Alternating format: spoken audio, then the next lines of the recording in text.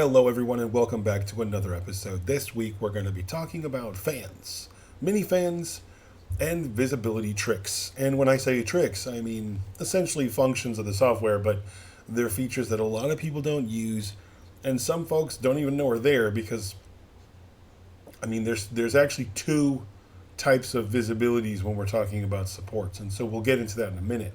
First, I wanted to talk about the fan supporting. And we've already talked about how to duplicate a support and how to bridge a support and create tree fans and trees. Well, it's actually really just trees and mini trees. We haven't really gone over fanning. Now, fanning is a little different because you would technically take a support and then you would fan other supports off of it completely, or you would fan mini supports off of it in a kind of like I want to say an Asian style fan kind of shape in order to give it a arcing support, but not sticking so many bars up into the model that you're going to cluster a lot of supports in one area.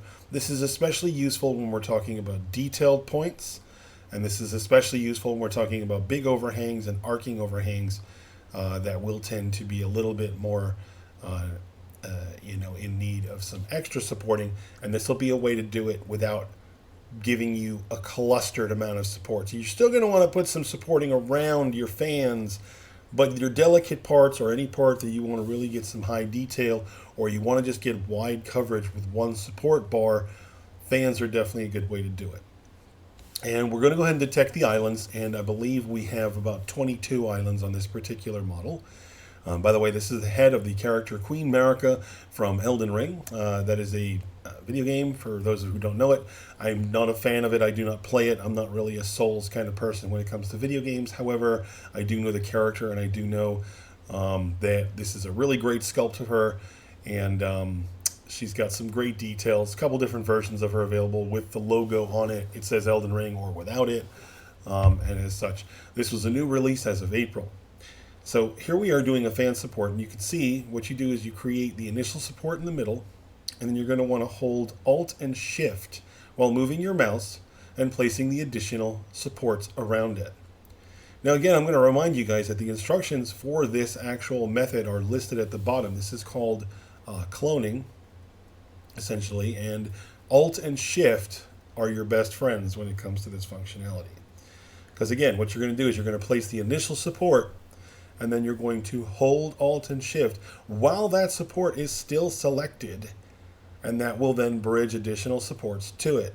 Now, in order to do this with a mini support, you're going to use Alt and Control to bridge a mini to the piece that you want it to connect to, and then you're going to hold Alt and Shift again while moving your mouse and then dragging the mini support tip where you want it to rest.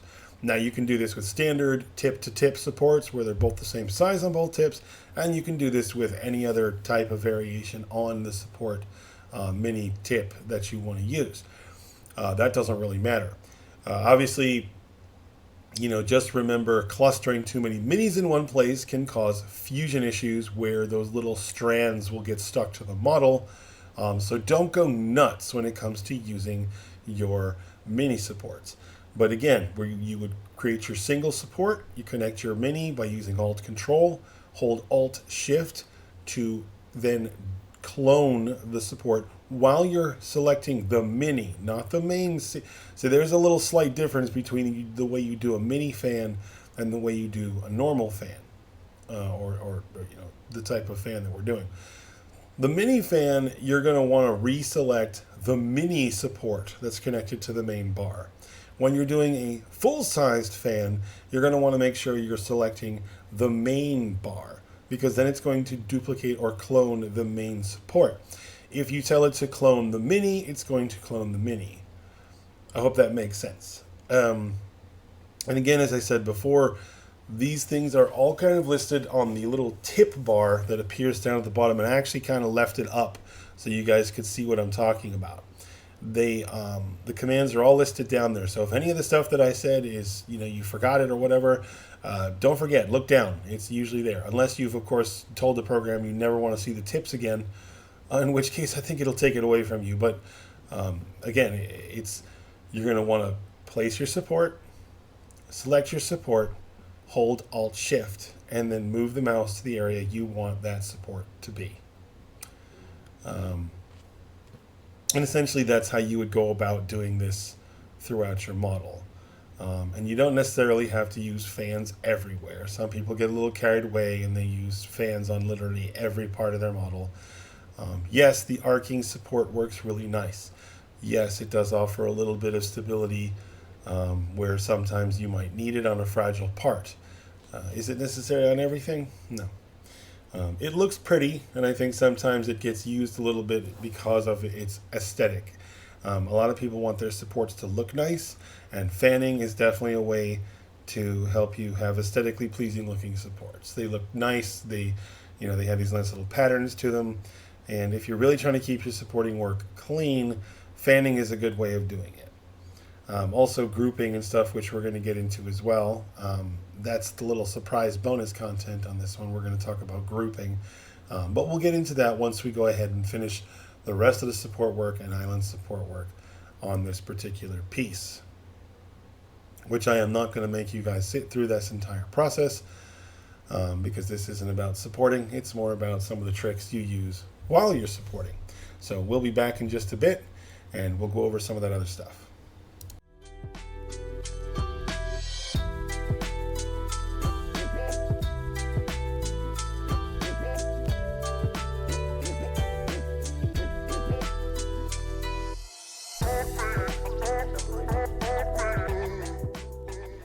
Okay, so now that the head's mostly supported, and I say mostly because I definitely need to do my second and third passes, probably beef up some of the supporting on the back of the head, that sort of thing, but for the most part, the support and stress areas on this model that I need to support mostly are done.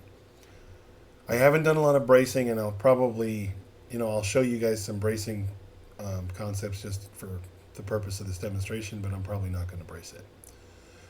So I'm going to show you guys groups. So let's say you wanted to take each side of this head and you wanted to create support groups based on, just the different sections of supports. So we have the right and the left side of the head. So really all you have to do is simply select all the supports on the side or wherever you want. It doesn't have to be the right or the left, but I'm making an example. So we would take the right or the left, we would select them all. We'd go to supports, tags. We're going to go to create new. And then we're going to make a name for this. So we're going to call this head, right, side, all. Click OK, and that will give us those supports. Now, real easy way to select the other half would be to make them invisible, and then go ahead and select it. Oh, I missed some. Now it's real easy. We can just select those, and we can just add them to the group that we've already created. So then we'd go back to supports, tags, and then assign tag, and then click the tag we've created. Now again, we can hide those, and then we can select the supports on the other side of the head. And then we're going to go back to support, tags, create new again, and we're going to call this head, left side, all.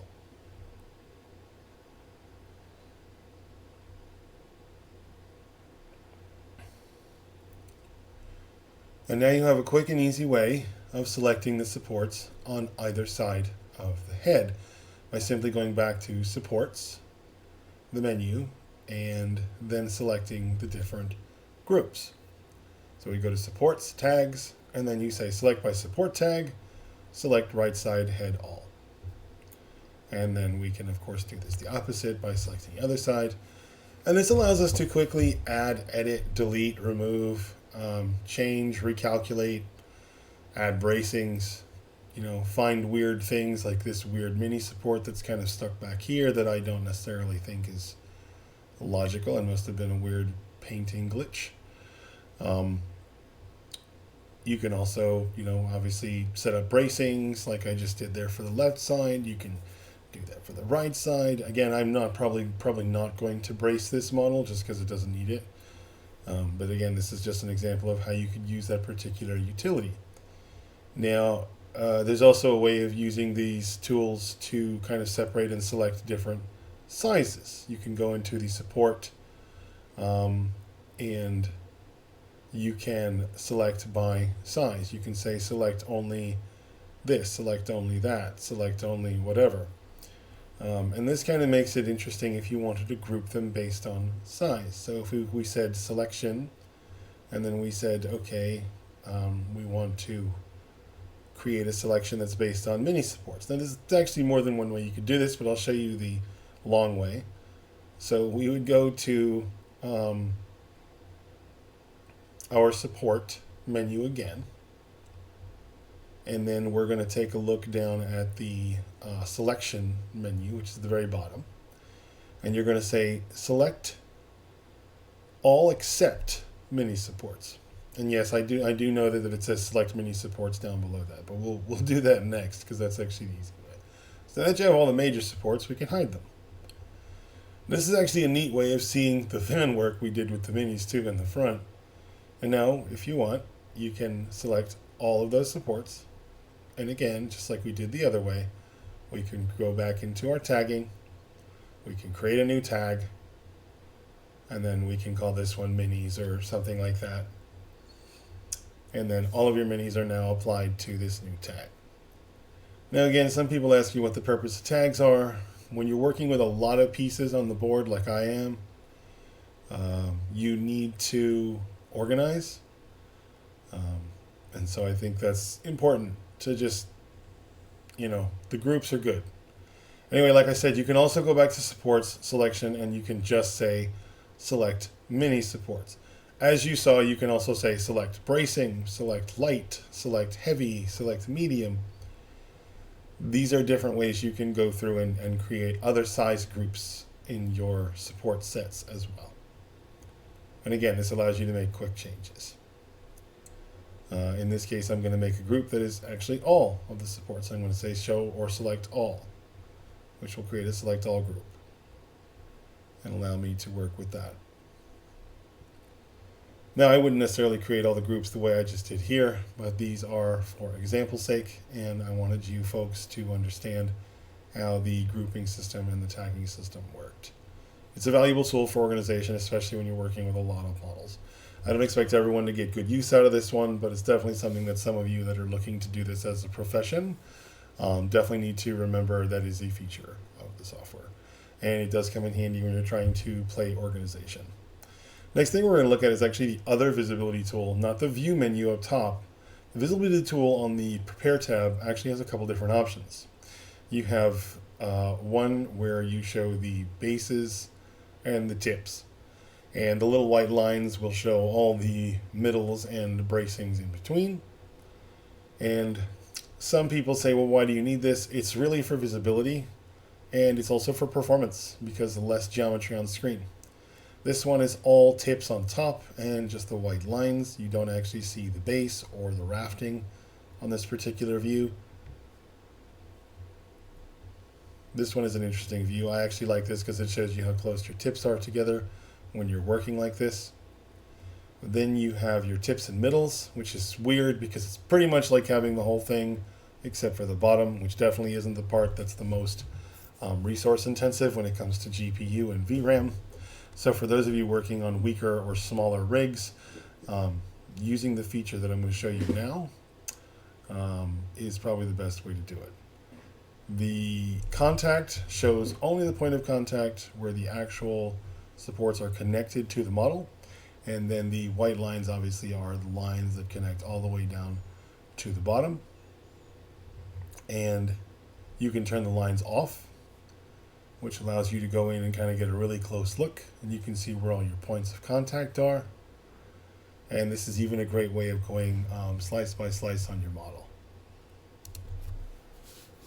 Now, when you work in this format, you'll notice when I create the supports, all you see is the dot that's left behind. Now, if you're working with the lines turned on, you would see the line of the support, but it wouldn't be the big bright orange bar that you're used to. It's only going to be just the outline or that web-looking line, the white lines. And again, this is less resource use, so it makes the computer chug a little bit less if you're working on heavy or very complex models. This is great for folks that have weaker or lesser intensive GRAM or VRAM rather, less powerful GPUs. So this has got a lot of uses as far as that. but it also allows you to get a deeper level of visibility where you can kind of see what you're doing more without all those bars being in the way. And there's a lot of different ways to use it. And so because of that, I think it does really hold a lot of uses. So I find myself using this now far more than just turning the supports on and off using the view menu, which is what I had commonly used. So the view menu is the one up top next to the support menu where you have your different views and you can turn the supports off or you can show proximity error supports only, that sort of thing. This is the visibility menu, which is on the left side bar right under the, I believe it's under the hollowing portion. So this is a little bit different because this allows you to, on the fly, kind of just change the way you're looking at the support work. And, obviously, if you're used to working at it with the full support, bars, base, everything else, and you just want to keep it that way to double check your work, that's fine. No one's telling you to change your workflow. But at the end of the day, this will definitely help you with those problems when you're trying to get more visibility or you're just trying to see what you're doing. Like in this aspect here, look how difficult it is to try to work between these supports. But if I go in and I change my visibility and I change it to the line or the contact points, all this stuff in front of it is no longer there. And I don't have to worry about creating a group or sorting it differently or anything like that in order to make it work. All I have to do is just use the visibility. And that to me is a really great way to do it. I did not use this tool too much before. I know it's probably been there for a bit. I think it's been there for a few versions as far as I know. I didn't use it much. I often just used the view system where I would just turn off the supports that I wasn't working on, and then I would just work on one section at a time and kind of turn them on and off. And as you guys have seen in some of my videos, that was commonly the way that I would do things. But more recently, I've kind of gotten used to using the visibility system on some of the bigger, more complicated, complex models that I work on.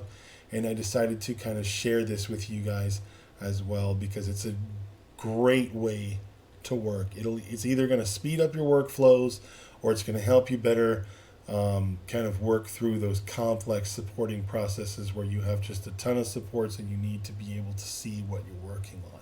This will help you a lot because in order to be able to fully work on it, you really don't want to hide all the supports all the time. You want to be able to see what it is you're working on and what you're connecting to and what you're next to. And so I think it's important sometimes to be able to do that, get the visibility you want, and just be able to do it on the fly. I don't necessarily always want to have to go in and select all my supports and create a group to be able to tag and hide them when I'm working on one particular group. This gives you the ability to kind of just shut off some of the visual aid, and so that way you can kind of get a closer look at what you're working on. So this can be a really great trick for those who are looking for some workflow help. And I think if you're like me, I think this will be a great thing to add to your building routines when it comes to your supports. Anyway, that's pretty much it for this one. I hope that you guys got something out of this. We do have a couple new episodes planned for next week, the week after, and the week after that. So we won't be running any more polls and asking you guys what you want to see.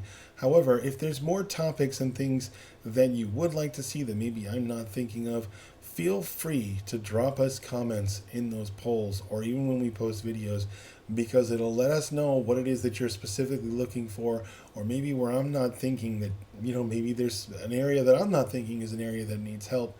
Let us know. We definitely want to provide you guys with stuff that's going to be more beneficial than not. So please do let us know. The other thing is we have something planned in a couple of weeks where we're going to download a free model. We're going to tell you guys about the free model, and we're going to kind of do like a print it with me thing where we go through the process of supporting it, send you guys off to go do it too, based on my workflows and concepts, and then we see how well everybody does at the end of the day. And we'll make sure we post pictures of it on our Discord channel and stuff like that, how our results come out, so that way everybody can compare and we can see how everybody's prints came out. Anyway, that's it for this one. I really appreciate the views, and I really appreciate all of y'all subscribing to the channel. The love is appreciated, as always. Please hit that subscribe button if you are not one of our subscribers. Don't forget to ring the bell if you want notifications about episodes. And please, give us a like. And like I said, drop us some comments. See you all soon.